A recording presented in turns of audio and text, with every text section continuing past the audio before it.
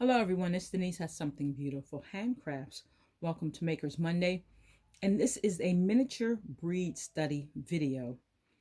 Normally when I do breed studies, I like to start from raw wool because I feel that you really get to see the character of the wool that way, which is something you really can't see when you're dealing with processed roving, or at least that's my opinion. So that's why this is a miniature breed study, because you won't get to actually see the raw wool or the process I'm going to go through to prep the raw wool. Basically, it's just spinning this right here. So this is Faulkland, and Faulkland is not really a breed of sheep. It's a mix of crossbreeds that come from the wool of sheep that are on the Falkland Islands. So it's not really like a quantitative characteristic of a breed of sheep. It makes it a little hard to talk about because there is a really large micron range and a fairly large staple range. So it kind of has characteristics of this wool and a little bit of characteristics of this wool and a little bit of characteristics of this wool. What I can say is what that does, it makes it a really nice kind of all around fiber to spin. This is not too coarse, it's not too soft, it's not too short, it's not too long. It's just, this is right here, preparation is fairly medium. What I can't do then is generalize across whatever Falkland you get. I most certainly can't generalize whether that makes it the same when you're doing it raw. I really can't say. And I don't know what happens if you buy Faulkland from different places, because I guess you just really never know what's going into the wool pool. But I can say that, I mean, generally it seems to be a nice wool to spin with a decent staple length. It's smooth. What I can tell you, or at least I'm going to surmise from this actual preparation, that it doesn't have a it's not a real crimpy wool like maybe a merino would be. It almost feels like a soft long wool with some crimp. Okay, so I'm saying that as a precaution, like I said, because this is roving. I don't have the best idea of what it actually looks like, and because it is Falkland, it could have, several different characteristics across. But I can see from here, it's not like super crimpy, but it's not without crimp, and the staple length is pretty decent for a staple length.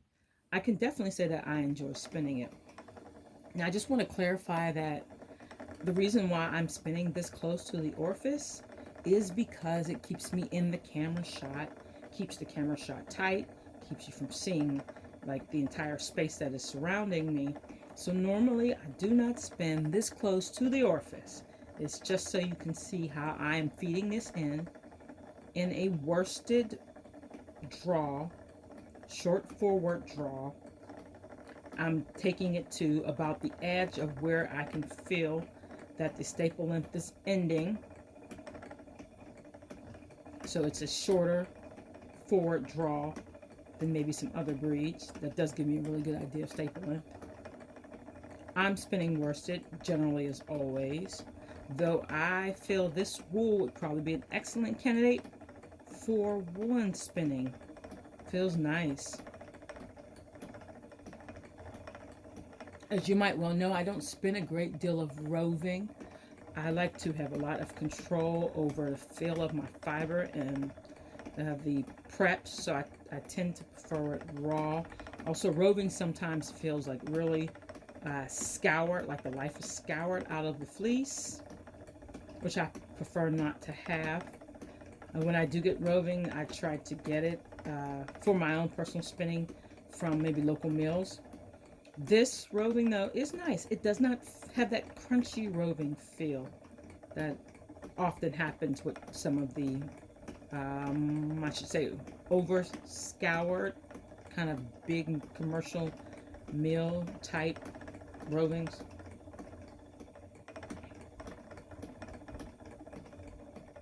Now, this is fairly thin. This is fairly thin. And let me get my, let's see if you can see the spinner's control card.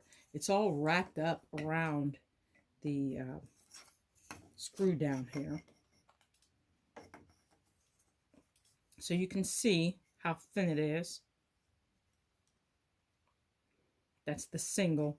And if I were to let it out and kind of put it in there, it looks like, I'm going to wrestle with that a bit.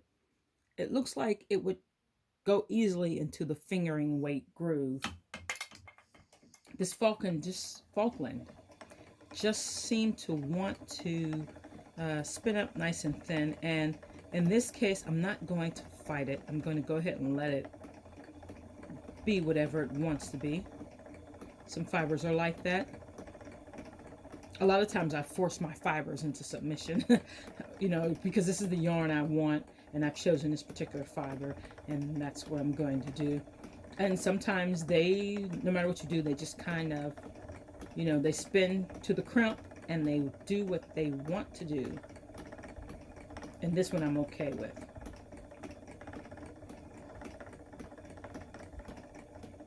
Now, I have not determined what I'm going to do with this, which is unusual because normally I spin for a project. So it'll probably be some time before another video comes out that actually shows you what I've done with this. I'll reference, and who knows, 6 months down the line, I'll put a link back at this one to show you what I've done with this. I wish I had been thinking carefully when I started spinning. I would have done some hand-spun socks with this. And I do have some woolly lycra down at the practice studio. So there's still a probability that I might ply this with the woolly lycra and get a sock from it. It depends. Now, Faulkland is going to felt, and this is not superwash. So I do have to take that into consideration. But, I mean, that's not like a horrible thing if the sock felts a bit. You know, maybe I will use the woolly lycra and turn this into several pairs of mittens on the sock knitting machine. This would just be cool to use in the sock knitting machine. Okay, basically that's it for the Maker's Monday. I'm just going to finish spinning this, and I've got some socks that need to be steamed and blocked so that they can go out to their new owners. Ooh, that's a thin spot. Let's go ahead and repair that.